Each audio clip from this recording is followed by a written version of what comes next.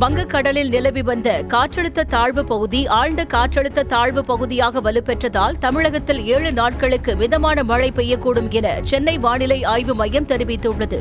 ஆழ்ந்த காற்றழுத்த தாழ்வு பகுதி 9ஆம் தேதி வாக்கில் காற்றழுத்த தாழ்வு மண்டலமாக வலுப்பெறும். சென்னையில் அடுத்த 2 நாட்களுக்கு இடி மின்னலுடன் கூடிய மிதமான மழை பெய்யக்கூடும் என கூறியுள்ள வானிலை மையம், மன்னார் வளைகுடா, தென் தமிழ்நாடு கடலோர பகுதிகள், அதனை ஒட்டிய குமரிக்கடல் பகுதிகளில் மணிக்கு 65 கிலோமீட்டர் வேகத்தில் சூறாவளி காற்று வீசும் என்பதால் மீனவர்கள் 2 நாட்களுக்கு அந்த பகுதிகளுக்கு செல்ல வேண்டாம் என எச்சரித்துள்ளது.